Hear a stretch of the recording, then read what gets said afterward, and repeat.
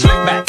No, slick back. That's what I said. Slick back. No, nigga, I'm a pimp named Slick back. Pimp named Slick back. Pimp named, pimp named. Slick back. Nigga, are you deaf? I'm a pimp.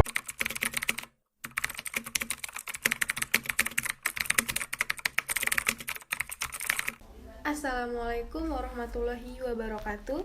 Di sini saya akan menjelaskan tentang The Founding Fathers. Nah, yang dimana Bapak Bangsa Indonesia yang sering kita sebut sebagai The Founding Fathers. Nah, julukan ini untuk para tokoh Indonesia yang memperjuangkan kemerdekaan Indonesia dari para penjajah asing dan berperan dalam perumusan negara yang dikelola setelah kemerdekaan.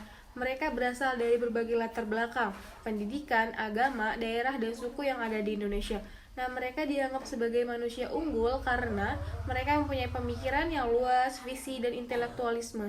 Nah, The Founding Fathers ini terdiri dari 3 tokoh. Yang pertama ada Bapak Muhammad Yamin, kedua Bapak Supomo, ketiga Bapak Soekarno. Nah, ketiganya adalah anggota BPUPKI yang mengusulkan dan merumuskan Pancasila pada sidang pertama BPUPKI tanggal 29 Mei sampai 1 Juni 1945. Masing dari ketiganya menyampaikan usulan dasar negara yang tepat. Nah, walaupun begitu, pendapat ketiganya tidak langsung menjadi sebuah keputusan. Justru ketiganya berharap peserta lainnya turut ikut memberikan usulan.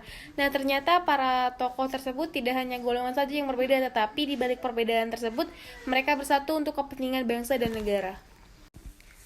Ada Bapak Muhammad Yamin, yaitu ialah sarjana hukum, yang dimana dia juga sastrawan, sejarawan, budayawan, politikus. Beliau juga adalah The Founding Fathers pertama yang mengusulkan 5 dasar negara Indonesia yang merdeka secara lisan pada sidang pertama BPUPKI tanggal 29 Mei 1945. Usulan tentang dasar negara Indonesia yang pertama ada pri kebangsaan, pri kemanusiaan, pri ketuhanan, pri kerakyatan, dan kesejahteraan rakyat. Nah, yang kedua ada Bapak Supomo. Nah, Bapak Supomo ini mengusulkan rumusan dasar negara pada sidang pertama BPUPKI tanggal 31 Mei 1945. Nah, usulan rumusan dasar negara Supomo ini didasarkan pada pemikiran bahwa negara Indonesia hendaklah berbentuk negara persatuan. Hasilnya, usulan rumusan dasar negara Supomo berisi 5 prinsip berikut. Yang pertama, persatuan, kedua, kekeluargaan, ketiga, keseimbangan lahir dan batin, keempat, musyawarah, dan 5, keadilan rakyat.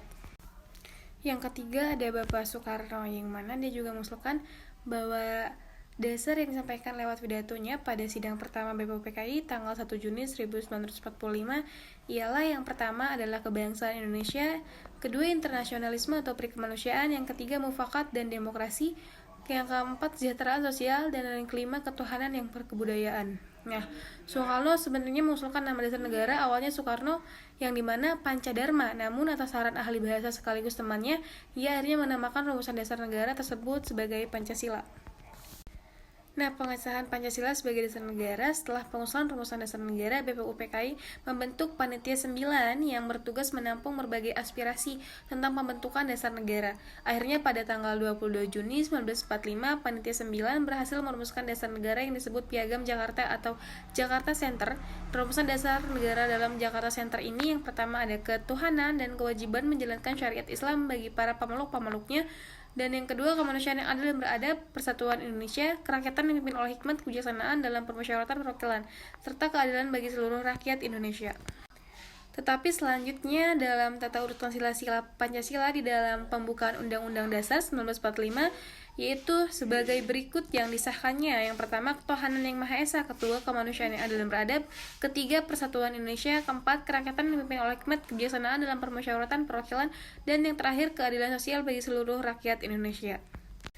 Jadi, The Founding Fathers ini memproklamasikan kemerdekaan Indonesia dengan tujuan umum adalah mengubah sistem feodalistik dan sistem kolonialis ya menjadi sistem modern atau sistem demokrasi. Nah, jadi dapat kita ketahui bahwa pemikiran Soekarno dalam konsep nasionalisme yang dimana paradigma nasionalismenya yaitu persatuan dan kesatuan dalam Bhinneka Tunggal Ika. Nah, dengan nasionalisme bangsa Indonesia akan menjadi bersatu dan dengan tujuan untuk mendapatkan hidup kesejahteraan, adil dan makmur, seperti yang kita ketahui terdapat dalam prinsip Pancasila. Mungkin itu saja yang dapat saya sampaikan. Saya ucapkan terima kasih. Selamat menonton.